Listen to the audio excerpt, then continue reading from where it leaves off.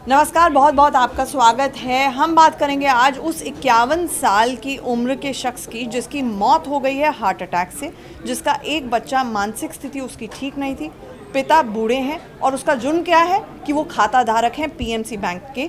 बात कर रहे हैं संजय गुलाटी की, जिनका निधन हो गया है और अब बड़ा बवाल इसको लेकर शुरू हो गया है क्योंकि लगातार पीएमसी बैंक के जो खाता धारक हैं, करीब 9.5 लाख खाता धारक देश में हैं, जो इस वक्त बहुत ही ख़राब दौर से गुजर रहे हैं। उनकी दिवाली के बारे में सोचिए, लेकिन आज जो ये खबर आई है ऑब्वियसली बहुत चौंकाने वाली है, दुख देने वाली खबर है। और मुझे लगता है हम सब लोग जो बैंक में पैसा रखते हैं अपना, अब तो खतरे के बादल हर जगह मंडराने लगे, ऐसा लगता है। बिल्कुल, बहुत ही दर्दनाक भी है। और दिवाली जैसे त्यौहार से पहले एक परिवार पे किस तरह का मातम टूटेगा, आप इसका अंदाज़ा लगाइए कि वो कहाँ त्यौहार का इंतज़ार कर रहे थे और उनके घर में, गुलाटी जी के घर में ये हालत थी। बताया जा रहा है कि जेट एयरवेज़ की नौकरी उनकी छूट चुकी थी, उसके बाद से वो पहली टेंशन में थे।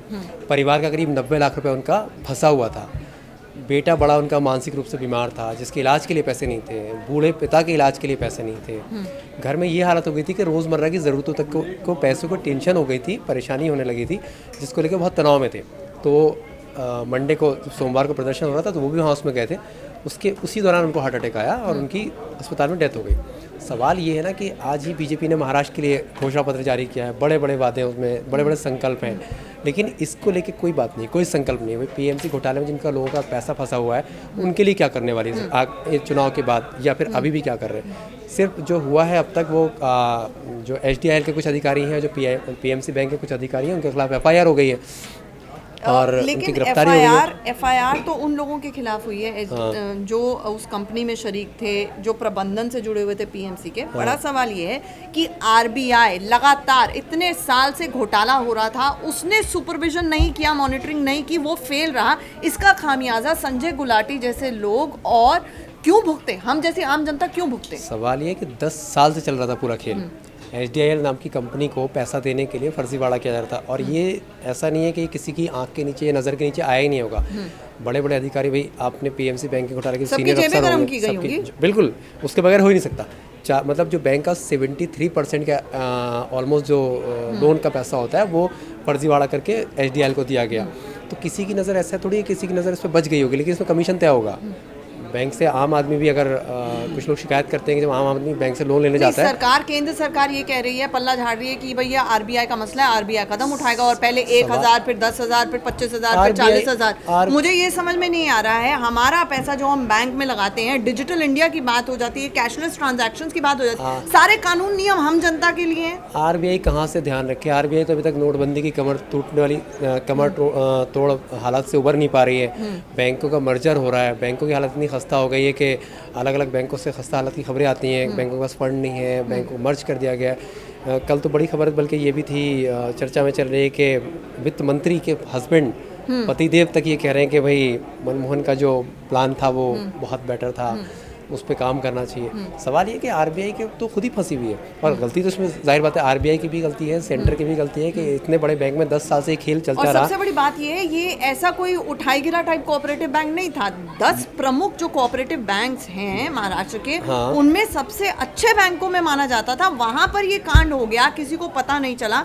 अब मैं चलते चलते आखिरी सवाल, संजय गुलाटी की मौत हुई, हार्ट अटैक से मौत हुई है, ये मौत कहना भी हार्ट अटैक से क्या सही बात है? क्योंकि मुझे तो ये एक तरह से, क्या ये हत्या नहीं है एक शख्स की जिसका कोई कसूर नहीं था, वो आज हमारे बीच में नहीं है? बिल्कुल, इसको इस तरह से जोड़ सकते हैं। भाई मानसिक तौर पर तो उस आदमी को आपने इतना टॉर्चर कर दिया फाइनेंशियली, कि एक इतना बड़ा आदमी जो एक एयरवेज़ में नौकरी कर चुका हो, जिसकी फैमिली बहुत अच्छी, खाते पीते घर का फैमिली, उसके आज ये हालात हो गए कि उसके बच्चे के इलाज के लिए सोचना पड़ रहा है। अब बच्चा, उसका बड़ा बेटा, हर बाप का इमोशंस अपने बच्चे से जुड़ा होता है। उसके पिता जो बुज़ुर्ग हो चुके हैं, उनके लिए दवाइयों की, रोज़मर्रा की ज़रूरतों के लिए पैसे की ज़रूरत पड़ रही होगी। तो जाहिर बात है एक तरह से हत्या ही है, मानसिक हत्या कह सकते हैं। भाई आप सीधे सीधे मर्डर नहीं कह सकते, तो मानसिक हत्या है। बैंक ने आपका पैसा, अब सबसे ज़्यादा आपका पैसा हाईजैक है। अभी तो लिमिट तक उसकी फिक्स थी कि आप इतना नहीं निकाल सकते, कल जाके तय हुआ है कि आप 40,000 रुपये निकाल सकते हैं। लेकिन जिसका 90 लाख जमा पूंजी है, उसको तो अब ये डर बैठ गया ना कि बैंक दिवालिया होगा, कल को मेरा पूरा 90 लाख रुपए चला जाएगा, मेरे पास नौकरी भी नहीं है। आज की डेट में उनके पास नौकरी भी नहीं थी ना, 51 साल की उनको उम्र हो गई। ऐसा भी नहीं कि जाके बिल्कुल यंग हो, कहीं जाके कोई दूसरी नौकरी कर लेंगे, कुछ भी, तो बहुत मुश्किल था। कि बिल्कुल कह सकते हैं कि मानसिक तौर पर एक तरह से हत्या है। खैर अब हमें इंतज़ार करना होगा कि एक मामला तो ये सामने आया है, लेकिन बहुत से लोग परेशान हैं। हमारी संवेदनाएं पूरी तरह से उनके साथ हैं और पीएमसी बैंक के जो खाताधारक हैं हम उनके लिए मुहिम चलाते रहेंगे। परेशानी की हालत ये है कि जिनके खाताधारक हैं, जो दूसरे खाताधारक हैं, भाई मौत का ही पहला मामला है, लेकिन मानसिक टॉर्चर के कई मामले, लोगों को अपने कंगन, अपने ज्वेलरी बेचनी पड़ रही है। एक टीवी एक्टर सामने आई है, वो ये कह रही है कि दिवाली पे 100 काम होते हैं और देना लेना होता है, हम ज्वेलरी बेच के अपना घर चला रहे हैं। दिवाली भी काली और दशहरा भी बर्बाद हुआ है उनका। और सबसे और इससे बड़ी दिक्कत अभ्यास मुझे ये लगती है कि एक जो अनसर्टेनिटी का माहौल है वो पूरी हमारी इकोनॉमी में भी आ चुका है और हम लोगों में आ चुका है, जिनके बैंक में पैसे हैं कि अगर आप सब जगह पे चोरी ना हो उसे बचाने के लिए बैंक में डालते हैं, लेकिन बैंकों में चोरी होने लगेगी तो क्या होगा? मंदी का गुस्सा इससे देख लीजिए, तो महाराष्ट्र की खबर है, मंदी का गुस्सा इससे देख लीजिए कि बिहार में मंत्री अश्विनी चौबे पे गुस्से में एक शख्स ने स्याही फेंक दी, इंक फेंक दी। मतलब वो भी तो मंदी को ही लेकर नाराजगी थी ना, उसके पर्सनल इंटेंशन थोड़ी थी, वो गुस्से में कि आप सरकार में, अब आप फुल पावर में, अब आपके पास ना रोजगार की पे आप बात करते हैं, ना आप मंदी में बात करते हैं, आप बात करते हैं हिंदू मुसलमान पाकिस्तान जय श्री राम भारत माता की जय, वो कहता है सब करो। और आज भी महाराष्ट्र में जो बीजेपी का मैनिफेस्टो बल्कि संकल्प पत्र कहेंगे, उसके अंदर रोजगार देने की तो बात हो रही है, करोड़ों नौकरियां की देने की बात हो रही है, वीर सावरकर को भारत रत्न देने की बात हो रही है, लेकिन असल में क्या रोड मैप रहने वाला है नौकरियों का भी और इस मंदी के दौर से बाहर निकलने का भी, ये डिटेल्स हमें देखनी होगी। वैसे मुझे लगता नहीं कि ज़्यादा कुछ कहा गया होगा। फिलहाल इन खबर में जुड़ने के लिए हमारे साथ आपका बहुत बहुत शुक्रिया।